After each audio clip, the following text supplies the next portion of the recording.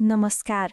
2082 साल असार 17 गति मङ्गलबार उज्यालो अनलाइनमा प्रकाशित सन्देश भट्टराईले लेख्नुभएको शिक्षामा प्रविधिको क्रान्ति नेपाली सन्दर्भमा अवसर र चुनौती शीर्षकको लेख यहाँहरूमाझ प्रस्तुत गर्दैछौँ। 21औं शताब्दी प्रविधिको युग जसले मानव जीवनका हरेक क्षेत्रमा व्यापक परिवर्तन ल्याएको छ। शैक्षिक क्षेत्रमा पनि यसको प्रयोग बढ्दो देखिन्छ। विश्वव्यापी रूपमा प्रविधिको प्रयोगले शिक्षण सिकाइको पद्धतिमा आमूल परिवर्तन ल्याएका कारण अब कक्षा कोठाभित्र मात्र सीमित नभई विद्यार्थीहरू इन्टरनेटको माध्यमबाट विश्वभरका ज्ञान र स्रोतमा सहज पहुँच बनाउँदै गइरहेका छन्। प्राकृतिक, भौगोलिक एवं सांस्कृतिक विविधता र विकासोन्मुख अर्थतन्त्र भएको नेपालमा प्रविधिको प्रभावशाली प्रयोगले शैक्षिक क्षेत्रमा पनि परिवर्तन ल्याउने अपार सम्भावना देखिन्छ। यद्यपि यो परिवर्तनको मार्गमा अनेकौं चुनौतीहरू पनि छन्, जसको पहिचान र समाधान मार्फत मात्र दिगो शिक्षा सुनिश्चित गर्न सकिन्छ।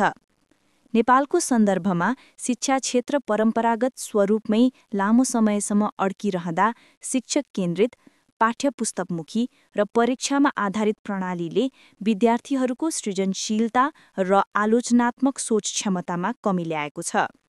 यस्ता सीमितताको भूमरीबाट निस्कने उपायको रूपमा प्रविधि महत्त्वपूर्ण माध्यम बन्न सक्छ। प्रविधिको सहयोगले शिक्षण प्रक्रियालाई अन्तर्क्रियात्मक, दृश्यात्मक र बहुआयामिक बनाउने सम्भावना छ। विशेष गरी कोरोना महामारीपछि नेपालको शैक्षिक वातावरण प्रविधिमा निर्भर हुन बाध्य भयो, जसले अनलाइन शिक्षाको सम्भावनालाई थप स्पष्ट बनायो। यद्यपि त्यो सङ्क्रमणकाल सहज भने थिएन। कोभिड-19 को समयमा विद्यालय र विश्वविद्यालयहरू बन्द हुँदा प्रविधि नै शिक्षाको एकमात्र विकल्प बन्यो। Zoom, Google Meet, Microsoft Teams लगायतका प्लाटफर्महरू शिक्षक र विद्यार्थीबीच अन्तर्क्रिया गर्नका लागि उत्कृष्ट माध्यम बने। मुडल, ई-शिक्षा र मिडास एजुकेसन जस्ता लर्निङ म्यानेजमेन्ट सिस्टम प्रयोगमा आउन थाले। अहिले यी माध्यमहरू नेपाली शिक्षामा डिजिटल शिक्षण सिकाइको जग हाल्न थालेका छन्। कतिपय निजी विद्यालयहरूले स्मार्ट बोर्ड, डिजिटल कोर्स सामग्री र मोबाइल एप्स मार्फत शिक्षा प्रदान गर्नुका साथै विद्यार्थीहरूका लागि YouTube, Coursera, Udemy, digital Gurkha जस्ता अनलाइन स्रोतहरू अतिरिक्त ज्ञान आर्जन गर्ने माध्यम बनेको छ।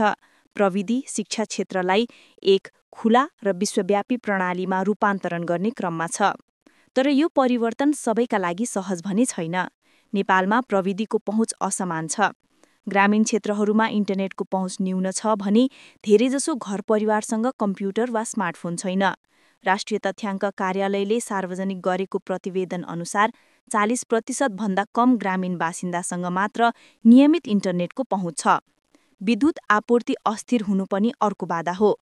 एकातिर शहरमा रहेका निजी विद्यालयहरूमा विद्यार्थी स्मार्ट बोर्डको सहयोगमा अन्तर्क्रियात्मक सिकाइमा सहभागी भइरहेका छन् भने अर्कोतिर दुर्गम गाउँमा विद्यार्थीहरू अझै पनि कागज कलममा सीमित छन्। यस्ता विषमताले प्रविधिको अन्तरलाई झनै बलियो बनाएको छ।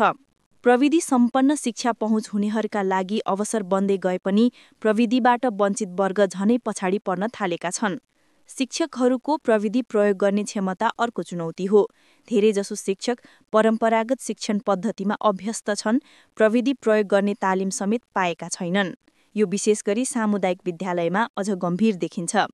पाठ्यक्रम र पाठ्यपुस्तक प्रविधिसँग अनुसरण गरिएको छैन, जसले गर्दा शिक्षामा प्रविधिको प्रयोग अझै तर्कसङ्गत र दीर्घकालीन ढङ्गले समावेश गर्न कठिन भइरहेको छ। भाषा पनि अर्को चुनौती हो। अधिकांश डिजिटल शैक्षिक सामग्री अङ्ग्रेजी वा अन्य अन्तर्राष्ट्रिय भाषामा उपलब्ध छन्, जसले नेपाली भाषाभाषी विद्यार्थीहरूलाई प्रविधिको पहुँचमा बाधा पुर्याएको छ। तर यी चुनौतीहरू बीच पनि सम्भावनाका ढोकाहरू खोल्न प्रविधिको प्रयोग मार्फत शिक्षालाई अझ गुणस्तरीय र व्यावहारिकतर्फ मोड्न सकिन्छ। उदाहरणका लागि दृष्टिविहीन विद्यार्थीका लागि अडियो सामग्री, श्रवण अशक्तका लागि सबटाइटलयुक्त भिडियो र अपाङ्गता भएका विद्यार्थीका लागि विशेष एप्सहरूले शिक्षालाई पहुँचयोग्य बनाउनुका साथै विद्यार्थीहरूलाई आफ्नो अनुकूल सिक्न सकिने आत्म-अध्ययन प्रणालीको सम्भावना देखिन्छ। पछिल्लो समय अभिभावक र शिक्षक बीचको समन्वय एप्स मार्फत सहज बन्न थालेको छ। अनलाइन परीक्षण र मूल्याङ्कन प्रणालीले शिक्षामा पारदर्शिता र विश्वसनीयता बढाउने कार्यमा सहयोग पुर्याएको छ।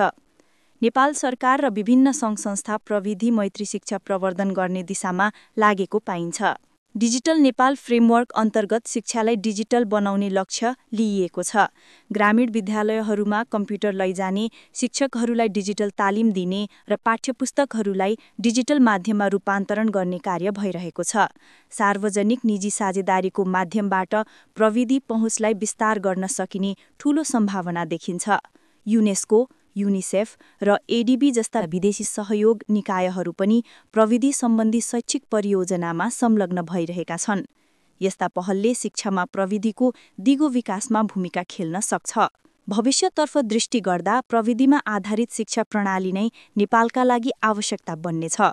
Artificial intelligence, blockchain technology, virtual reality र गेमिफिकेसन जस्ता नवीनतम प्रविधिहरूलाई शिक्षामा समावेश गर्न सक्ने वातावरण बनाउनु अत्यन्तै आवश्यक देखिन्छ।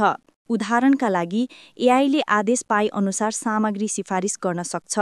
ब्लकचेन टेक्नोलोजीले विद्यार्थीको प्रमाणपत्र लगायत अन्य महत्त्वपूर्ण डकुमेन्टहरू सुरक्षित रूपमा रेकर्ड गर्न सक्छ र भर्चुअल रियालिटी मार्फत विज्ञान वा इतिहासका जटिल विषयहरूलाई प्रत्यक्ष अनुभूत गराउन सकिन्छ।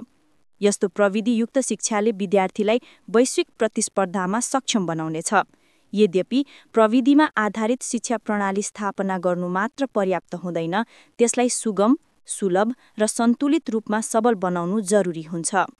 हरेक विद्यार्थीले समान रूपमा प्रविधिको उपयोग गर्न सकुन् भन्ने सुनिश्चित गर्नु नीति निर्माताहरूको प्रमुख दायित्व हो। त्यसका लागि सरकार, विद्यालय, शिक्षक, अभिभावक र स्वयं विद्यार्थी सबैको सक्रिय भूमिका अनिवार्य छ। प्रविधिलाई शिक्षामा समावेश गर्दा त्यसमा नैतिकता र डेटा सुरक्षाका पक्ष पनि सम्बोधन गर्न अत्यावश्यक हुनुका साथै डिजिटल सामग्रीमा गुणस्तर, भाषा, सन्देश र सन्दर्भप्रतिको सजगता पनि अपनाउनु पर्ने देखिन्छ। निष्कर्षमा भन्नुपर्दा शिक्षामा प्रविधिको क्रान्ति नेपालका लागि अब सम्भावना मात्र होइन, आवश्यकता पनि हो। यसले शिक्षालाई गुणस्तरीय र जीवनमुखी बनाउन शक्ति प्रदान गर्छ। तर त्यसका लागि प्रविधि पहुँच, शिक्षण सामग्री, शिक्षक तालिम र पूर्वाधारको सुदृढीकरण अनिवार्य छ। नेपालले प्रविधिमा आधारित शिक्षालाई रणनीतिक रूपमा अपनाउन सकेमा सबै विद्यार्थीलाई समान र सशक्त भविष्यको ढोका खोल्न सकिन्छ। शिक्षा अब केवल किताबी ज्ञानको विषय मात्र होइन, यो डिजिटल पहुँचको अधिकार पनि हो र यो अधिकार सबै समक्ष पुर्याउनु हाम्रो साझा दायित्व हो।